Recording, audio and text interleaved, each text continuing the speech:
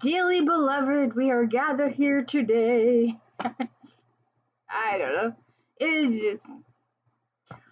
Welcome to the D. Louise book series. I'm Christina, Christina. This is where we read books, talk about books. Nothing special going on here.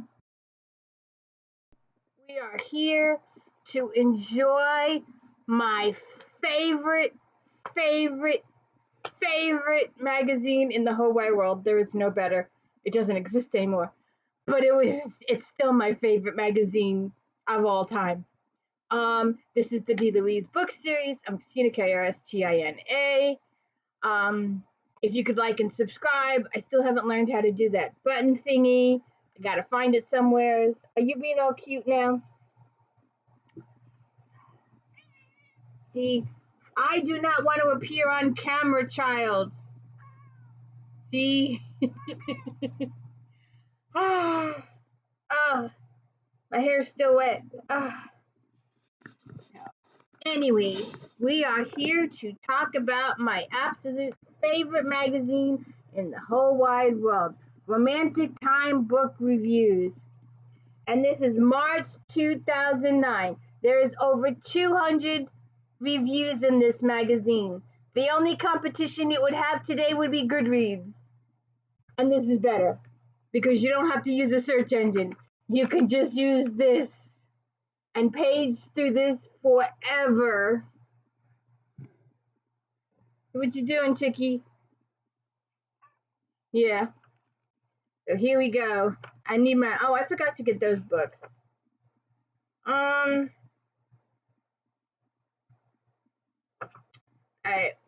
So, here we go.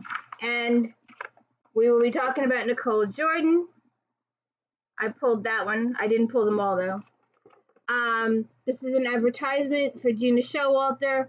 I have a lot of these, but I don't have the one that's in this magazine. There's 20 or so Showalters over there, but not the one in this one. Little disclaimer there. I need to move this. So, honorable mention, is she in here? I'll have to look. Nellie Singh. I didn't like her too much, so I didn't keep those books, but they're in here. And so let's get started. I forgot to pull the vampires. I may go back and do that. So, I should have pulled them now that I think about it. Let's see which ones they're talking about. There's a whole, okay, most of these I have. So, they're doing a whole thing on vampires. And I have One More Bite, I have Dead to Worse, I have Legacy, but I don't have The Vampire's Bride. I looked over there and I don't have that one. Wahaha. We all grew up hearing ghost stories about things that go bump in the night. Spirits who rattle chains, zombies who lust after brains, and vampires who are out to suck your blood. Except Dracula doesn't necessarily need to feast on your palate any longer.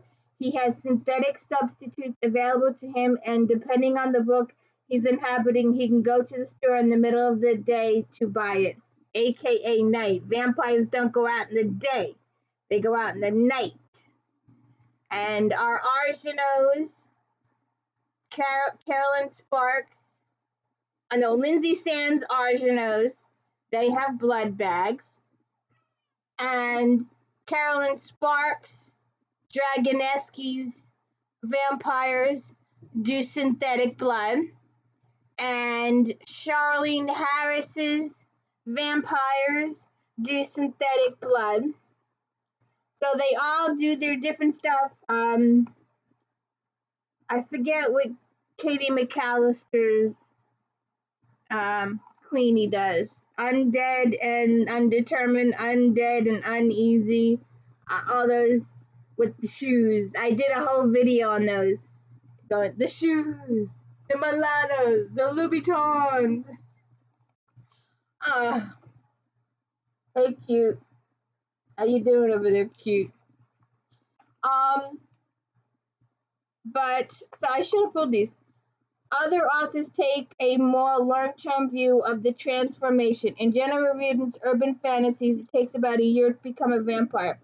It's just not possible in one sitting, says Jazz Parks creator, who believes in the importance of realism even when writing about mythical creatures. There's stuff I've read that has just really irritated the crap out of me because it doesn't make sense. I really try to do practical things in my books. And I've got hers over there too. So that's just a little stake of, yes ma'am. Bong, bong, bong, bong. You finished up there? Nope. Bong, bong. Every time I sit down to do a video, she goes off. So, oh, I just love this magazine. You know, when I first looked at it, this was Barry Eisler. He's a novelist. He writes thrillers. But you know, when I was going through this and I looked at it really quickly, I thought of Sookie Stackhouse, the guy that plays the werewolf. I don't know why, but that's what I thought of. So, shall we get to the books? You know, sometimes I regret. I have a couple of series that I regret I gave up during COVID, and some of them I'm okay with. I gave away my Nancy Drews and Hardy Boys and Trixie Beldens to an orphanage, but somewhere along the line I got rid of my Jim Butcher, my L.A. Banks, and my Alan Dean Foster, and my Paul Zindel, and my Judy Blooms, and I want those back. But I also gave away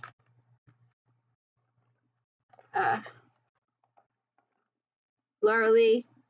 She writes some sexy, hot stuff. So, all right. Shall we get the historicals? This magazine is divided into topics. If you haven't been here before, they do historical in pink, and then mainstream in blue, and mystery thriller in a different blue. We do sci-fi and contemporary in different greens, and paranormal in purple. And she's not even in this. These are all the historical romances done in this magazine, all of these. You get some of the magazines today, and they have 5 or 10. They never have this many. And you want to see a lot. And I'll probably say this again. Look at all the Harlequins. That's a lot of Harlequins.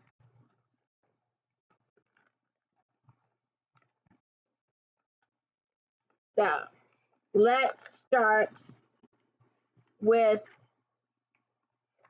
Mary Balough. And I pulled the others just for the hell of it. Oh, shoot. I gotta sneeze. Okay, so first comes marriage. Oh, you know, MJ was complaining about the stickers. I like it. Doesn't bother me. First comes marriage. Mary Balough, 4.5 stars.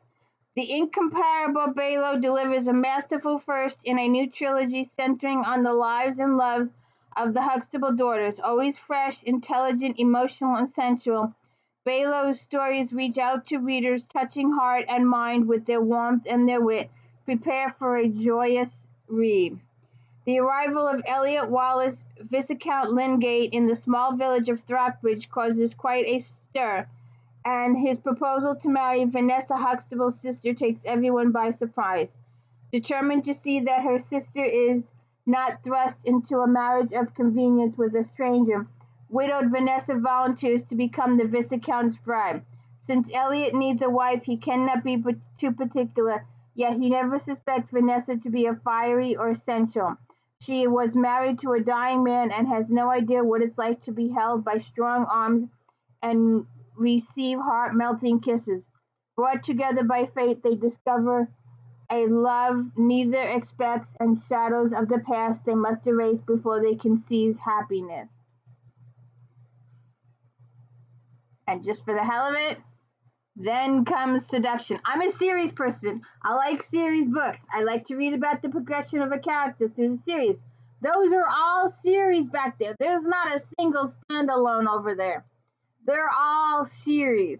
They're all series. They're all series. Well, except for the biographies. Yes, ma'am. You what? What do you want? So, then comes seduction. In the night of drunken revelry, Jasper Finley, Baron Monteith, gambles his reputation as London's most notorious lover on one woman. His challenge to seduce the exquisite, virtuous Catherine Huxtable within a fortnight. But when his best laid plans go awry, Jasper defies a wager of his own. For Catherine, already wildly attracted to him, Jasper's offer is irresistible to make London's most dangerous rakefall fall in love with him. Then Jasper suddenly ups the ante. Catherine knows she should refuse, but the scandal brewing and her reputation in jeopardy, she reluctantly agrees to become his wife.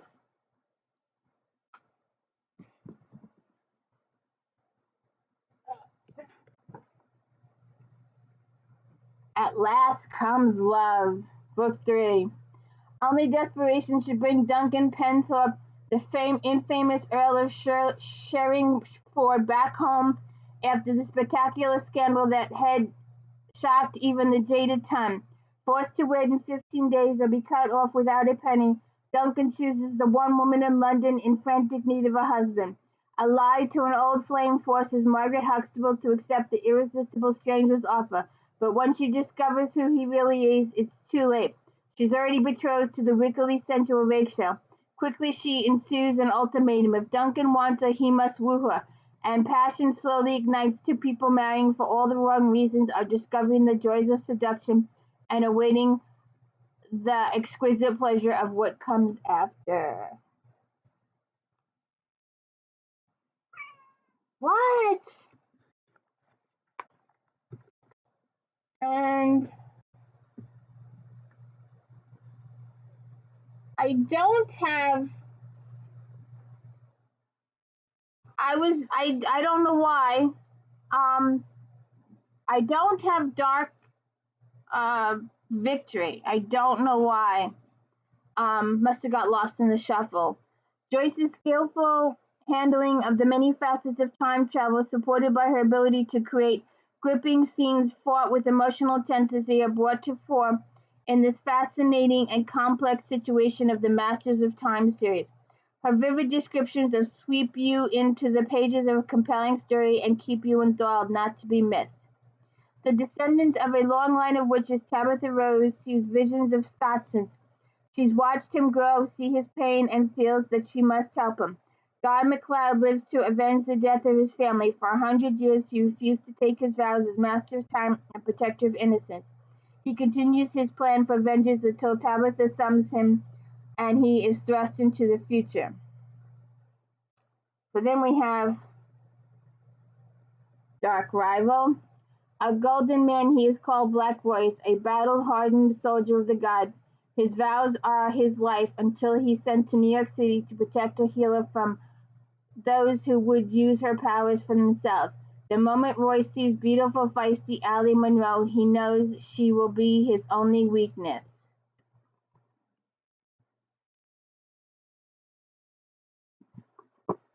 Dark Lover. Ian McLean's arrogance hides a secret, terrible secret for decades. He was held prisoner by demons. Not a day goes by that he isn't tormented by his darkest fears of powerlessness. Now he is about to sell to the highest bidder a page he's stolen from the Book of Power if one woman doesn't stop him. Dark Seduction. Malcolm of Dunrock is a newly chosen master, a novice to his extraordinary and dangerous powers, but he has already broken his vows and a young woman's death is on his hands. Malcolm is determined to fight his darkest desires, denying himself all pleasure until fate sends him another innocent, the beautiful bookseller Claire Camden. Dark Embrace. Adrian the Wolf of Awe has abandoned the Brotherhood and forsaken his vows. Feared by all and trusted by no one, he hunts alone, seeking vengeance against the evil that destroyed his son. He has not saved an innocent in 66 years until he hears Brianna Rose scream of terror across centuries and leaps to modern-day Manhattan to rescue her.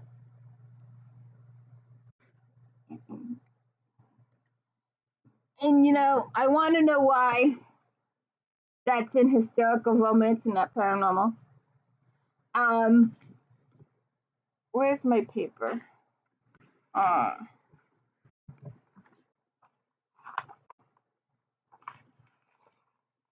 know it's here.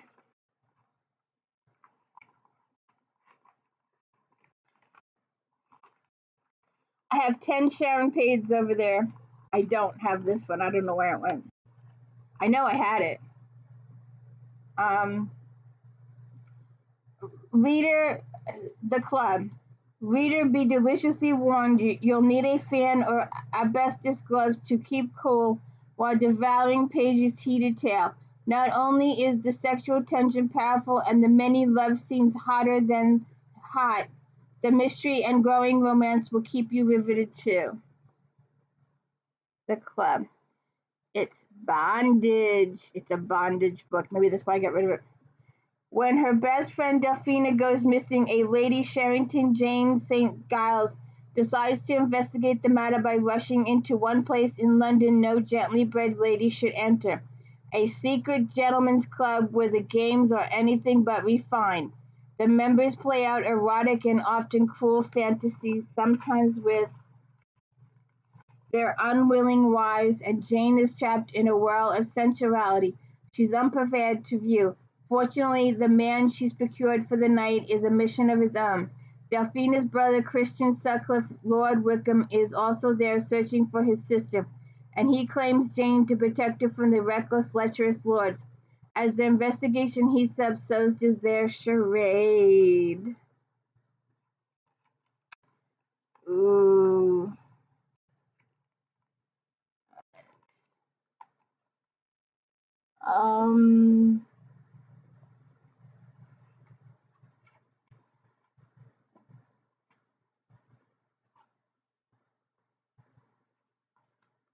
No, I never pulled this. Oh. Highland Outlaw. 4.5 stars. Continuing in the excellent tradition of her previous Scottish novels, McCarthy builds a wonderful romance set at a time when daughters were reviewed as chattel, a means for political or financial gain. She presents an unforgettable tale of blossoming romance and passion that defies societal views and brings an era to life. From his first encounter with Elizabeth Campbell, Patrick McGregor is enchanted by her beauty and the internal strength she displays when she discovers her betrosal's perfidy. He helps her flee the scene, never telling her his name. Later, en route to her uncle's castle, Elizabeth's coach is attacked by outlaws. Patrick realizes she's in the carriage and acts as her savior, escorting her to her destination. But she doesn't realize that he's a member of the outlawed McGregor clan. Patrick's relationship with Elizabeth grows from one of respect to deep and everlasting love. Aww. We took that one. Sinsters! My sisters! I love my sisters. You know my sisters? I love my sisters. And check out my podcast earlier this month. I started a new series. If then. If you like this author, maybe you'll like this author. If you like this, then you might like this, because I couldn't think of a better title and shorter title for YouTube. If then. We started with the Bridgertons. If you like the Bridgertons, you like Stephanie Lawrence's Sinsters and Joanna Lindsay's Mallory's and Catherine Coulter's Sherbooks. This is one of the later Sinsters books. 4.5 stars. The incomparable Sinsters return for their 17th romantic adventure, which shows in true Lawrence style how testing the limits of temptation can lead to a sensual, passionate romance. Handsome, wealthy Jonas Talent has it all, but he's tired of high life and relieved to take control of his estates. Far from the city's pastimes, hunting for an inn manager in rural Devon is a triumph. Impoverished Miss Emily Beauregard shocks Jonas by applying for the position. Why would a gently bred lady wish to run an inn? But since no one else wants the job, she's hired and proves to be an asset. Emily's ulterior motive is to locate a long-lost treasure that will enable her to care for her orphan siblings. But her only clue is a riddle, and her only hope is to get help from Jonas, who is a temptation she can ill afford. Ooh, I love my Sinsters. I love my Sinsters. And I think I have Colleen Gleason, but I don't have this one. And I was going through my books going, I know I have this. I think that's it for the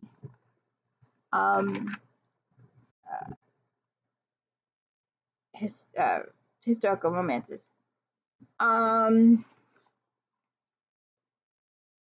So the mainstream, the only true genius in the family, and there is the picture right here. The only true genius in the family, Jeannie Nash, 4.5 stars. Despite an unfortunately bulky title, Nash delivers a tale that's smart, concise, and insightful. She begins with the most intriguing first paragraph, then explores issues of jealousy, loss, parenting, and marriage in an intelligent and witty voice, which alternates between funny and thought-provoking. Come here. Claire has always known her family was brilliant, talented, and creative. Her father is a successful landscape photographer and her daughter a budding portraitist. But she also grew up disappointed in her own meager skills, which shaped who she's become. When she receives a call that her stoic father has died in a skiing accident, Claire and her family must face all those issues and more. As she organizes a retrospective of his work, revelations come to light that change everything she believes about herself. Hungry Women. Let's see, where is it? 62. There we go. Hungry Women in Paris. 4 stars. The narrator in Lopez's debut novel engages readers from page 1 with her sassy take on the world. By the time the young woman's tones loses its brightness, readers are hooked and looking for more from this author. Mexican-American journalist and activist Kenia is devastated by her cousin's suicide. Wanting a break from her life and looking for happiness, she escapes to Paris. On impulse, she sublets an apartment and enrolls in the city's most prestigious culinary institute, not for the cooking, but for the paperwork she needs to stay in France. Through a series of lovers and her relationship with the other culinary students, Canelle begins to heal and find herself. When she graduates, she returns home and tries on her former life, but she's changed. Yes, ma'am. Does that approve with you? You like those, or do you like the romances? Okay. Science fiction. And I will be doing several if then science fiction episodes. I was trying to do a broad thing and it just didn't work. It was going 6 ways to Sunday. So we're going to do paranormal detective. We're going to do sci-fi like Star Trek sci-fi. And then we're going to do sci-fi like paranormal sci-fi. Like witches, vampires. I just couldn't fantasy novel. They're more fantasy than sci-fi, really. I don't know why they call them sci-fi. They should just call them fantasy. So this lady, if I can find her here, she's here somewhere.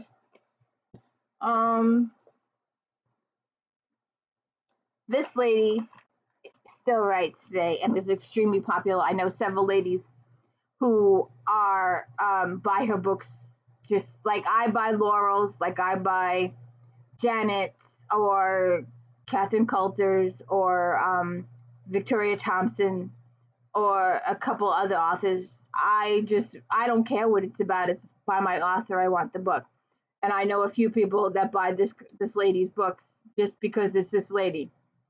4.5 stars, The Shadow Queen. In the standalone novel set in the evocative Black Jewels world, Bishop tackles surviving various horrors head on. The three main characters are survivors and have come to terms with their past before they can live the rest of their lives. It's a difficult subject, but one that Bishop writes about sensitively, with compassion, and without blinking or pulling punches. Darian Greyhaven is the last of his line, desperate to restore Dana Nehate, but he first needs to find a queen who knows protocol, remembers the blood code of honor, and lives by the old ways. Languishing in the shadow realm, Lady Cassidy is a queen without a court, a cast-off. But when she is chosen to rule Dana Nell, she must convince bitter men to serve once again. Theron's cousin Grey is a warlord prince who was damaged in mind and body by the vicious queens who once ruled Danae. Yet something about Cassidy makes him want to serve again and makes him believe he can be made whole again. That one. And what was the other one? Oh, let me go get this. I forgot. So when I grabbed this off the shelf, I grabbed the wrong one. So it's how many stars? 4.5. So it's got to be okay. L.E. Modeste Jr. Modeste took a gamble on this book. His meticulous world building is based on lore and history, and he knew that this world would be dry for some readers. While the world is fascinating and images themselves are extraordinary, the meat of the novel is slightly dry, and some readers will be reminded of college lecture. 3 stars, and it's Imager. Rhine is a portraitist on the fast track to master status, but no master in the guild can deny his immense talent. Having finally achieved journeyman level after years of following the guild guidelines, Rin finds his master dead through his own actions. Rhine has discovered he has a talent for making his thoughts become reality. So then, what I said was, I grabbed the wrong books off the shelf. So I got this one by mistake. Hundreds of years before the time of Imager, the continent of Ladar is fragmented. Years of war have consolidated 5 nations into 3, Bavaria, Talon, and Antigua. Quinart is a scholar and a friend of Baal, the young ruler of Talon, worried about his future and escalating intrigues in the capital city. Quirat persuades Behar to send him to Tibor, conquered 10 years earlier by Baal's father, in order to see if the occupying army there can be redeployed to the border with warlike Bolivia. Cornett has managed to conceal the fact that he is an imager, since the life expectancies of imagers are short. Just before he departs, Bayer's young sister passes a letter to court, a letter that could embroil him in the welter of court politics he had hoped to leave behind. Making matters worse, Cornett's voyage to Cuba is filled with pirates, storms, poisoning, attempting murder, and the discovery that he is not quite who he thought he was. Yes, ma'am. And Imagers student again, the battalion. Cornett, now holding the rank of sub-commander Italian Army of Lord Bayer, leads history's first imager fighting force into retaliatory war against the hostile nation of Bavaria, which recently attempted the annexation of Tallinn. The court intrigues pursue Cornett to the front lines of the conflict as Imager's enemies continue to plot against him. In the midst of all this, Cornett must somehow teach his men to control the powerful and dangerous imaging skills at their command. I like the covers. Very pretty. So that's that.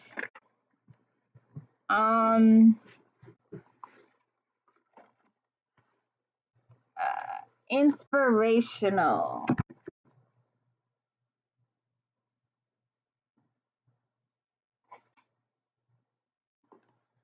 The Real Enemy. Herman begins that. Oh, got 4.5 stars. Herman begins the Sophie Trace trilogy on a high note. Her death, combining of family and marriage issues with a gripping mystery and suspense, will keep readers riveted. This impressive author never disappoints. After troubles arise in her marriage, Bill Jessup and her family move from Memphis to the small town of Sophie Trace, Tennessee, so that Brill can become the police chief. As soon as she arrives, people begin to disappear at the rate of one each day. Can she find the culprit and the victims while juggling the stress in her personal life? And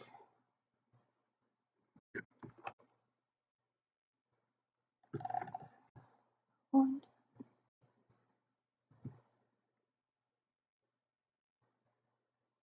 4 stars.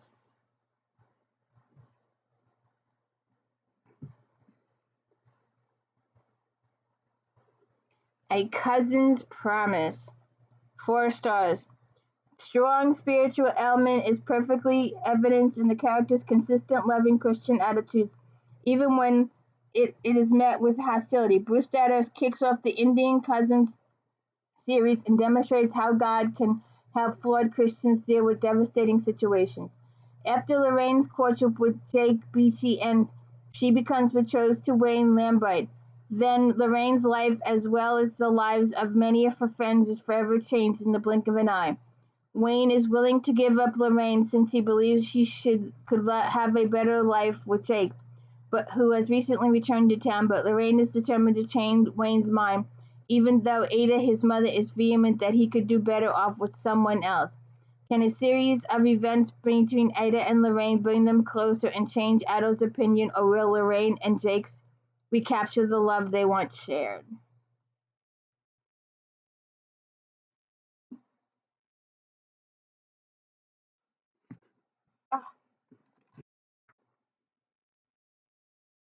Alright, romantic suspense.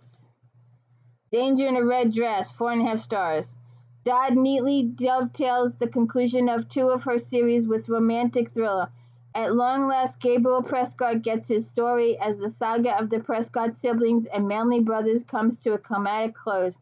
The jeopardy is real and the passion intense. You will always get your money's worth with a Dodd book. Having been wrongly accused of seducing a former patient, Nurse Hannah Gray is having trouble getting a new job, so she takes a position caring for Melinda, the ailing and reclusive mother of a playboy Carrick Manley. What she doesn't expect is that she'll be under constant video surveillance by Gabriel Prescott. Gabriel doesn't reveal to Carrick that they're half-brothers when he accepts the job to watch both Hannah and Melinda.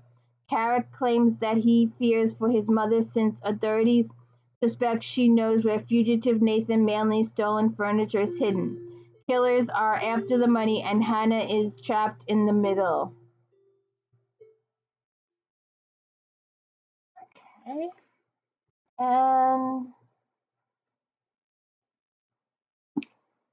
Karen Robards, The Pursuit, 4.5 stars. The newest red-hot thriller from Robards places her unsuspecting heroine smack in the middle of murder and conspiracy at the White House. The pace is fast and furious as Jessica struggles to survive a Byzantine maze of death and treachery. There's a reason Robards is tops in her genre, and this book just reinforces it. Attorney Jessica Ford is on a secret mission from her boss, a longtime friend of Lady Annette Cooper. The First Lady has escaped from the White House and her Secret Service detail and is drinking alone in a bar. Jessica is supposed to get her back safely, but something goes wrong, and Annette, the chauffeur, and the Secret Service agent are killed in a car accident. Jessica survives, but when someone tries to kill her in the hospital, she realizes they want no witnesses alive. Mark Ryan, the head of the Secret Service detail, wants answers. Keeping tabs on Jessica may be his best option.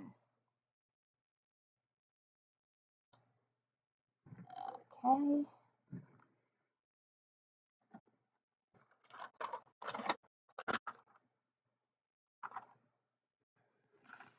And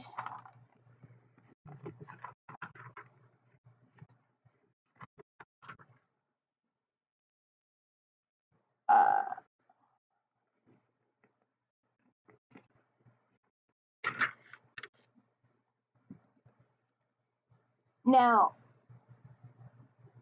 where is it? I just heard. Now, this is in mystery, suspense, and thriller. It should be in paranormal. I do not know why it's in mystery, suspense, and thriller, but it should be in paranormal.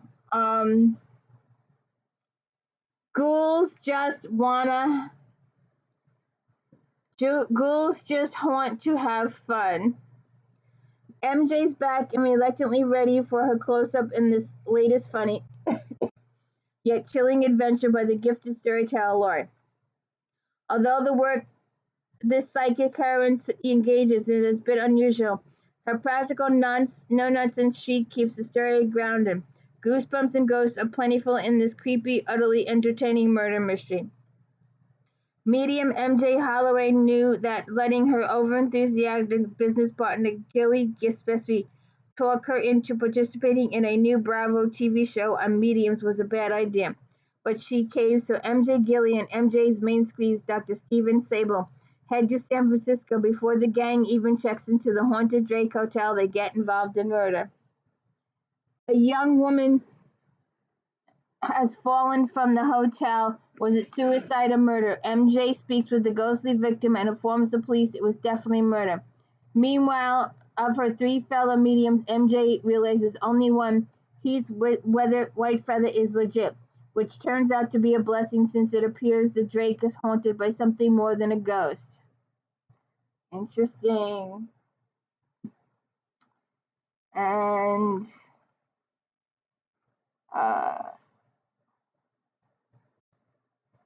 sorry. Let's see, let's find it. Made to be Broken, 4.5 stars. The line between right and wrong is pretty smudged as far as hit women Nadia Stafford is concerned, but some injustices cry out for retribution. Readers are again invited for a bird's eye perspective of Nadia's dark and deliberately compartmentalized world. With Armstrong's intricate plotting and her character's quest for justice, she pulls off a riveting and somewhat melancholy thriller starring a true anti-heroine. Although Nadia has taken great pains to keep her assassin career separate from her life running a Canadian wilderness lodge, 2 fellow assassins end up staying there. Jack, her friend and mentor, is there because of a broken foot, but Quinn shows up after following a clue to her real identity. When her teenage employee Sammy and Sammy's infant daughter Destiny suddenly leave town, Nadia suspects it wasn't voluntarily and fears that the baby was the real target. Obsessed with getting vengeance and finding Destiny, Nadia agrees to accept help from Jack and Quinn in this heart-rending case. I guess it's gonna make you cry. It's been a while since I read these.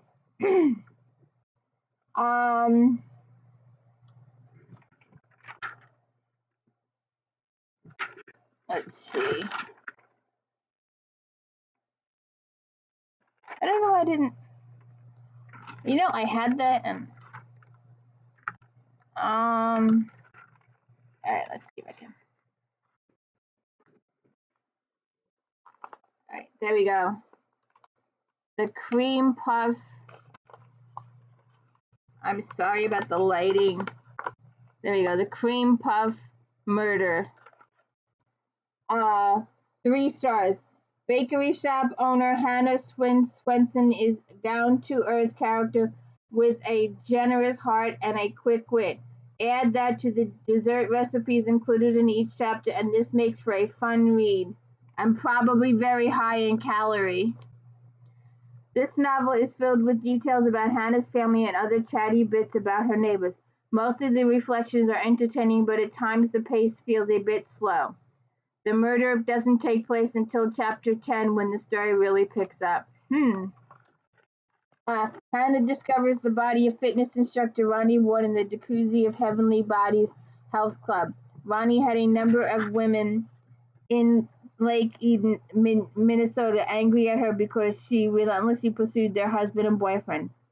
That, plus her reputation for showing people disregard for other people's feelings, means there are a lot of suspects, but which one did the relationship-wrecking instructor drive to murder? Oh, look, there's another cover. She had 2 covers. They're black.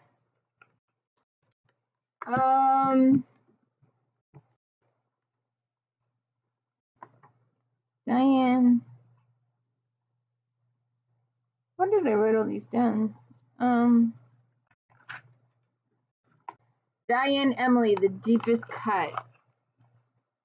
Right there. Let's see which. 4.5 stars. Emily offers a gut-wrenching view of a cop trying to maintain her sanity and track down the man who nearly killed her.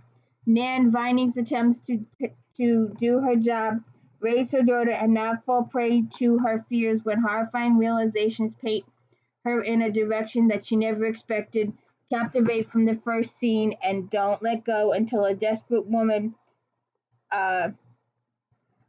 makes a desperate move to ensure her own survival. It's been a year since Madman stabbed Pasadena homicide cop Nan and left her for dead. Now Nan's starting to realize that her attacker is still out there, and she believes he killed at least 3 other women, hanging her assailant with the moniker TB Man, the bad man. Nan is breaking rules, stealing evidence, and building a case against the man she sure is obsessed with women in uniform.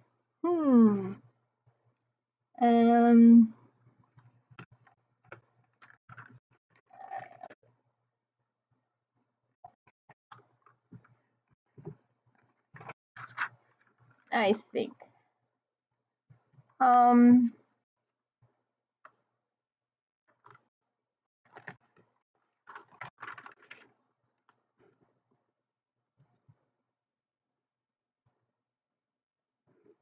Where did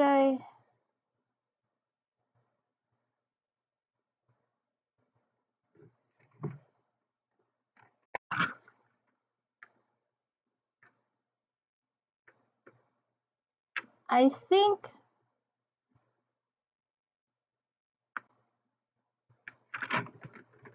this can be considered a cozy. Pounding the pavement.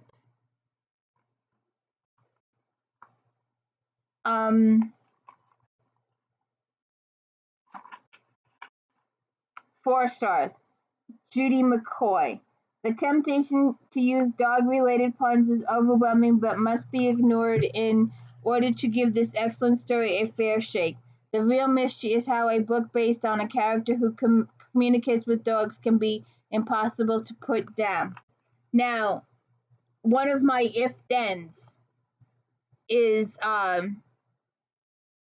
cat point of view from the cat, and Julie, I think it's Julie Russo Murphy, Lillian Jackson Braun, and there's a whole bunch of others. I did a whole if-then on those. That was one of my if-then. The real mystery is how a book based on character who communicates with dogs can be impossible to put down. The crisp writing, humorous dialect, and delightful characters, both human and canine, all make this book a winner. Ellie Engelman, a professional dog walker on the Upper East Side of Manhattan, has a dream job. She enjoys her own boss and relishes the company of small dogs. Being able to understand and converse with the dog is an added talent. The talent, however, is Ellie's secret, but when she discovers one of her clients dead, her dream job turns into a nightmare. Detective Sam Ryder suspects Ellie of funny business, but he knows she's not a murderer.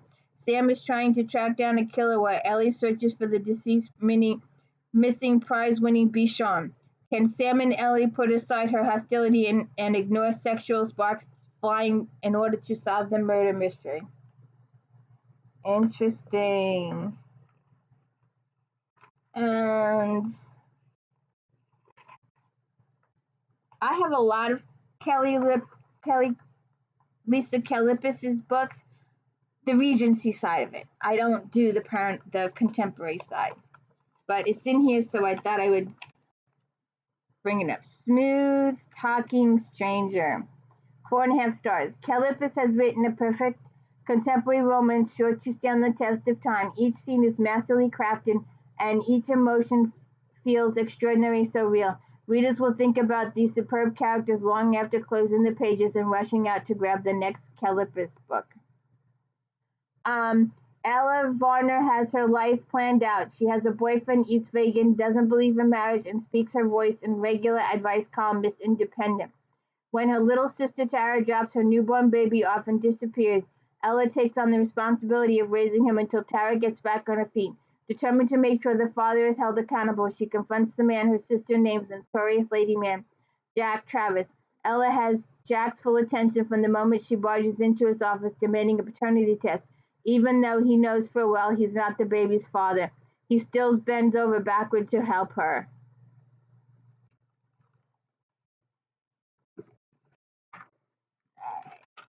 Let's get on to the favorite subject of the whole book. Mine. All those. Are you ready? Dream Warrior, and we will do this whole series at some point. We will do the whole series. Dream Hunter, 4.5 stars. As a dark power gains strength, the entire world faces destruction in the next exhilarating installment of Kenya's intertwining Dark Hunter Dream Hunter novels. Over the course of series, it's difficult to keep the characters fresh and the overarching plot intriguing. Kenyon manages to do both. With one act, the god Kratos earned the enmity of Zeus and was stripped of his powers. After suffering several millennia of torture, Kratos, now known as Jericho, burns with the need by revenge. His crime, his refusal to kill a baby on Zeus's orders. That baby grew up to become Delphine, half-human Dream Hunter. When two of the original gods of the universe, Noah and his sister Azor, begin their march toward universal domination, Zeus sends Delphine to bring Jericho back into the fold. But Asa gets there first, and now Delphine is a prisoner given to Jacko to destroy. Can Delphine break through to Jacko's human heart? These are so good. I love Miss Kenyon. I love her. And oh, how did I forget this one? All right, I'm gonna go back for a minute. I forgot a book. Maybe it's not mentioned in here.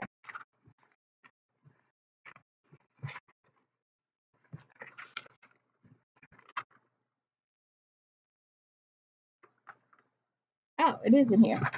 All right, why didn't I do it? One more historical romance.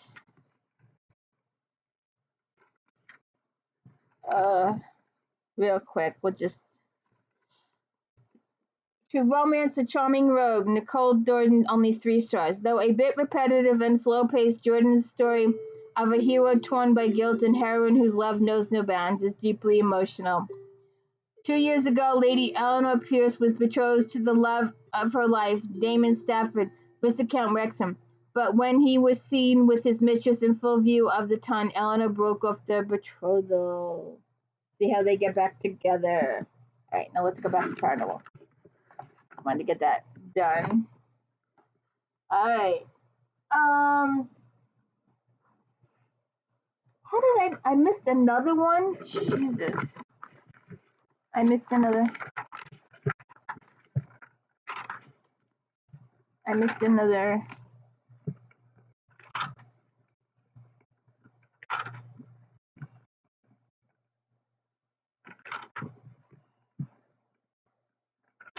Oh, wait a minute. Maybe it was a contemporary. Let's see me look.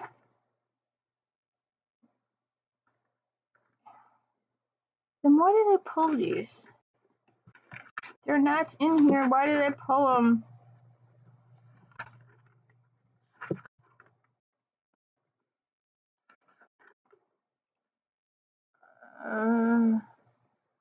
Gleason, James, Jordan, Lawrence. She's not in here.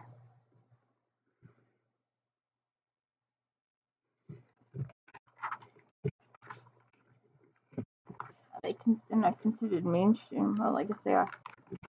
I meant maybe because they were. Why did I pull them? This is gonna bug me. It has to be in here. It has to be. Baylor, Barry, Bryan, Cornick, Davison, Gleason, Grimmett, James, Jordan, Lawrence, McCarv. No, it's not in here. Why did I think it was? I pulled it.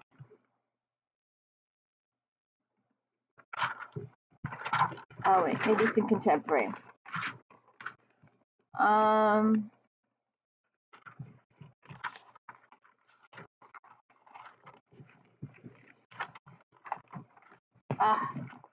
Contemporary's green.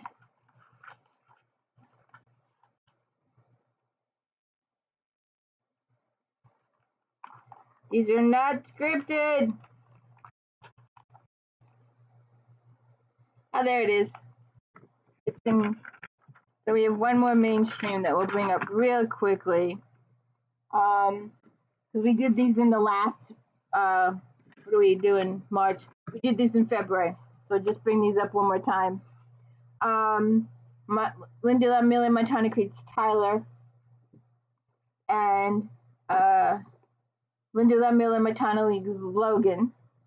And I read them in February. You can go check that out. And this is Dylan. It got 4 stars. This is the second in Miller's Montana Creek trilogy. It's an emotional, driven, and filled with interesting people as the first. The continuing story arc is nicely maintained. The new mystery reaches a satisfying conclusion, and the recurring characters are a pleasure to visit. When Dylan Creed's ex abandons their 2-year-old daughter Bonnie in his pickup one night, he realizes the little girl needs at least one responsible parent. Determined to fill that role, Dylan heads home to Stillwater and his lawyer-turned-ranch brother Logan. There he meets up again with librarian Christy Madison, who he hasn't seen in 5 years and who broke his heart. Christy and Dylan can deny the feelings that seeing each other again revives. But Christy has her own concerns to deal with, and Dylan has to keep battling when he decides to keep Bonnie for Bonnie. So those are those. All right, now let's get back to paranormal. All right. Oops, I went to erotica. Why am I searching books? All right, we did Dream Warrior. Darkness Revealed, 4.5 stars. Ivy expands her brilliant paranormal world with a new story that focuses on star-crossed lovers, forcibly separated by powers that be. In addition to her sexy vampires, Ivy leaves in Arthurian and Fae plots to keep the action brisk and the danger imminent. 2 centuries ago, a chance romantic encounter between a vampire Con Caesar and Anna Randall changed both their lives. Before, Anna thought of herself as normal, but since she hasn't aged in 200 years since, She blames Caesar for her circumstances and his apparent abandonment. It was not Caesar's choice to disappear from Anna's life. He was forcibly removed by powerful oracles. It's Anna's destiny to become an oracle herself, and as penance for their sexual encounter, Caesar has been forced to serve the oracles. Now a new threat against Anna has risen as Morgana, Queen of the Fae, is determined to destroy her. Interesting. Okay. Terry Gray, you're the one that I haunt. This fast, witty reel has all sorts of paranormal madness. Nikki Sixx is in her third installment, is reliable and surrounded by wackiness. Nikki's perfect life with her boyfriend Joe doesn't last for long. The devil himself, Sammy, is in town and using Crystal, a girl Joe couldn't save, to ruin his life in hopes of making Nikki agree to work with him. Seeing ghosts isn't all that great, but Nikki does what she can to send Crystal Soul to the light, save Joe's job, and make sure the devil goes back where he belongs.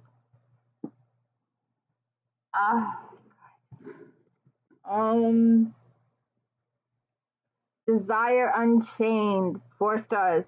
Rising Star Lone is back and ready to torture her demon brother heroes once again in his latest demonic novel. Iron has a true gift for imbuing her characters with dark-edged passion and also exploring their torments of emotional trauma. When you add in thrilling action and treacherous vengeance, you get a top-notch read. Simius Demon Shade has a dark threat hanging over him. If he should ever mate Bond, he will trigger a curse that will destroy him. Shade isn't worried until he runs into his former human lover, Runa. Runa is out for vengeance after learning Shade was demon. She was attacked by a werewolf, but their personal battle will have to wait, for they've been kidnapped by the twisted and evil Reg. Shade thought his completely insane brother was dead. Finding out he isn't a horrible shock, and stopping Reg before he destroys them all won't be easy. Interesting.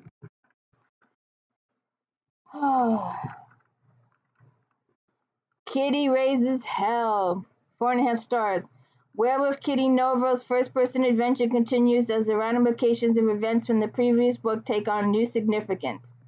Vaughn rounds out their growing entourage with captivating characters. This time Kitty must kick butt and take names. Kitty and new hubby Ben got out of Vegas with their skins intact, but they haven't escaped a vengeful cult. The followers of the Babylon goddess Tiamat have unleashed a deadly entity that uses fire as its weapon. Kitty and Ben have joined forces with Denver's new master vampire, but none has faced this kind of foe before. As luck would have it, the cast and crew of the reality show Pandora PI are in Denver, and Kitty enlists their help as well. As the deaths start to mount, Kitty may have to get answers from a mysterious vampire who also claims to be a demon hunter. Interesting. Oh, Jesus, I forgot one. I could not find Caitlin Kittredge. I know I have Caitlin Kittredge. I looked and looked and looked and looked, and I know I have these. I just couldn't find them. No picture. Sorry. Life on Luna's deposition haven't gotten any sweeter in new Nocturne installment. Luna's need for control and its self-reliance ensure that she butts heads with authority, but her quest for justice is just as strong, which makes this novel a non-stop thriller laced with ferocity, deadly menace. Count on Kittredge's heroine to never say that. Don't know where these books are. It's driving me crazy. As a result of the fallout from her last homicide case, insular werewolf and police officer Luna Wilder has transferred over to SWAT. She's dragged back into a murder investigation when Detective David Bryson begs for help on a strange case. The 4 victims were all wares, and the killing looked like execution. But when Luna starts to dig, she finds a link to Wingo, a legendary band of shapeshifters who drink blood. When Luna and the medical examiner are attacked by the victims as they morph into some vicious new creature, Luna knows she has a crisis on her hands. Alright, wait 1 second here. Alright, I found another one I forgot to do for Regency, but we'll do this one. We've got 2 paranormals left and a Regency. White Witch Black Curse, and I've got the new one, and I've been reading the new one a little bit at a time, and I will have to do that one too. The 7th book in Harrison's Hollows feels like the middle book in a long-running series. The plot meanders between two storylines and never really seems to settle on which should be primary. The saving grace is Rachel herself. She's one of the most self-aware heroines in the genre, and her negotiating of her position in the world is fascinating. Oh, wait a second. Just a second. Okay. She did these till book 13, then she quit for a few years, and by popular demand, she brought the series back. So there are new ones. And like I was saying, I've got the new one upstairs, and I've been reading it.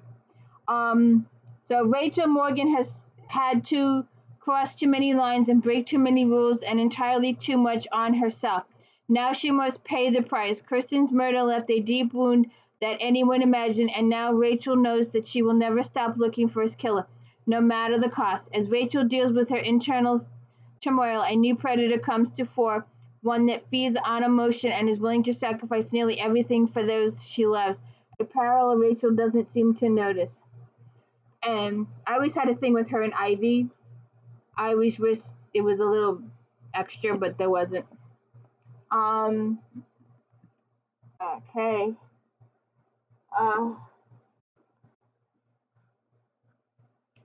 Just a second here. I've got a problem.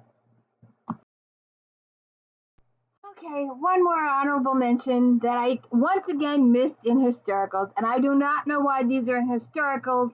They belong in paranormals, but I don't have this particular one. As shadows fade, Colleen Gleason, hold your grip and grab your armchair. This gripping, chilling fifth volume of the Gardella Vampire Chronicles is all fans of the series could desire. Gleason makes your blood run hot and cold as she skillfully paints a portrait of a unique world of vampire and vampire hunters. Now we'll do these instead.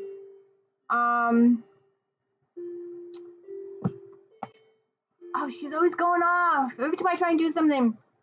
Lady Victoria Gardella Grantworth de Lacy has been a vampire slayer for just over a year, balancing her life as a peer of society with dangerous role that takes her out on moonlit streets, stake in hand. She has learned brutal and heartbreaking lessons about the sacrifices that must be made in order to save humanity from the evil that secretly plays upon it, but she has not wavered in her vow to fight on.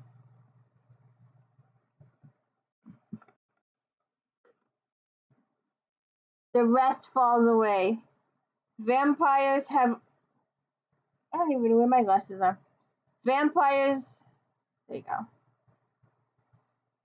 Vampires have always lived among them, quietly attacking unsuspecting debutantes and dandified lords, as well as hackney drivers and the Gardella family. Those immortal creatures would have long ago taken over the world. Oh, so that's why it was in the historicals. And the Bleeding Dusk. As Rome prepares for the carnival, the new leader of the city's vampire hunters, Lady Victoria Gardella Grantworth de Lacy, must prove herself as never before, for in order to gain access to the secrets of the legendary alchemist, vampires have allied themselves with creatures as evil and bloodthirsty as they are. And while twilight burns, running Victoria's homecoming, a vampire stalks the streets of London during the daylight. Not only is Victoria unable to detect the vampire with her bright, heightened senses, but she's also being framed as the prime suspect behind the killings. And our last Regency that, once again, I missed previously, and I'm sorry, but I pulled it, so I should have seen it. Now I can't find it. I'm embarrassed as all hell. Oh, it's here. I want to do this last one.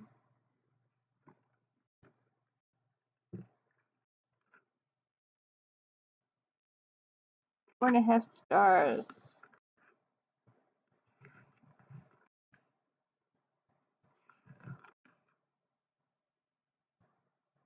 Alright. Let me look. Okay. One last Regency. Tempted by his kiss, Tracy and Warren. Warren's wickedly wonderful and witty romances enchanting readers have made her a shining star. With her new series, she brings the delightful, scandalous family's adventures to light and brightens any day with smart characters. Though the Byrons have a reputation for scandal and Lord Cade Byron has reason to hide in his country estate where the emotional and physical scars of the role his fiancée's death haunt him, then Miss Meg Amberley seeks shelter at Cade's manor. Recently orphaned, she is traveling to her uncle's when a blizzard makes her journey impossible. Cade is rude and hostile, and at times Meg believes she'd better be off facing the rough road. But she finds Cade's pain mirrors her own loss, and one night passion brings them together.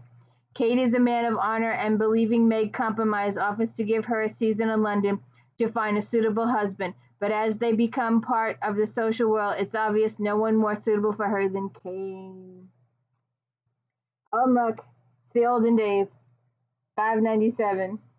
So I think that's it for this fabulous March 2009 romantic reviews.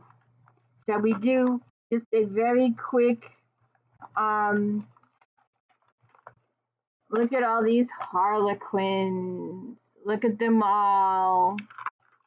We'll do Diana Palmer, Diamond in the Rough. John Callister is a millionaire rancher, yet when he meets lovely Sassy Peel, he goes along with her misconception that he's a cowboy. But when Sassy finds out the truth, she feels John was merely playing with her. John will have to convince her that he's truly the man she fell in love with. Sorry about the lighting.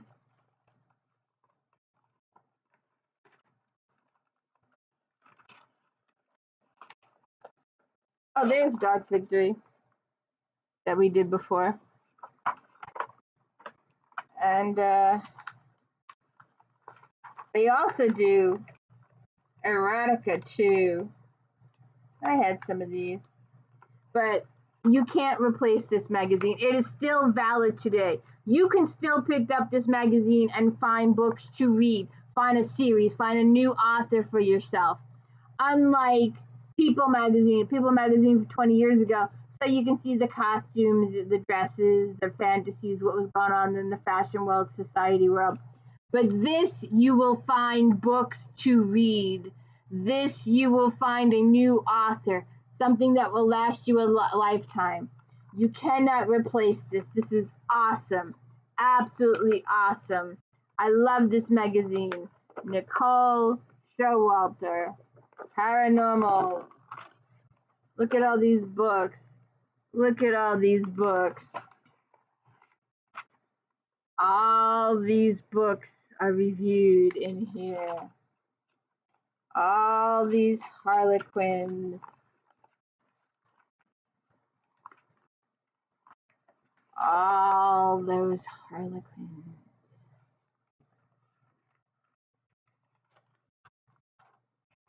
Jessica Anderson snowed in with her boss. Ooh, looks romantic.